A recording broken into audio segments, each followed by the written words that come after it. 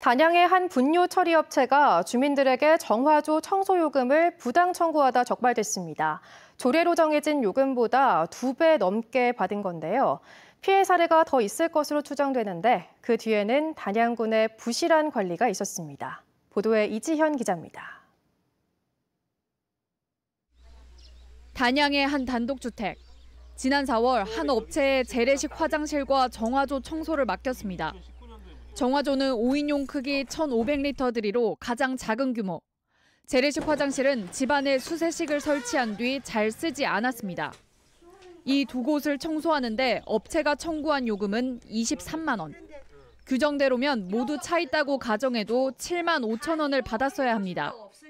2배 넘게 비싼 요금을 낸 건데 이런 일이 처음이 아닙니다.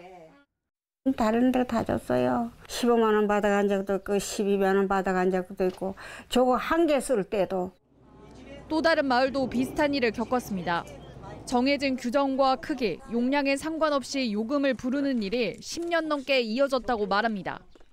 간이 화장실 작은 거 하나 치워주는데도 무조건 10만 원 달라 그러더라는 거예요. 노인네들 저 자식들이 용돈 줘가지고 주머니에 넣어놨던 돈 그냥 뭐 한 번에 다 들어가는 셈이죠. 뭐.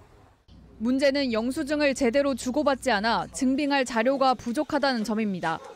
하수도법에 따라 청소 대행을 맡은 업체는 지방자치단체 조례로 정한 기준에 따라 요금을 받고 요금 기준이 명시된 영수증에 청소 날짜와 용량, 수거 차량 번호 등을 작성해 사용자와 군청에 제출해야 합니다.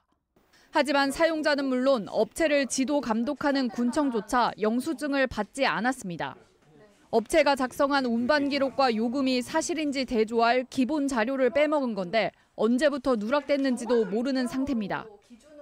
담당자들도 사실은 좀 교체도 좀 자주 되고 신규 직원들이 또 와서 있다 보니까 그런 뭐 인수인계라든가 이런 부분이 좀 미흡하지 않았나.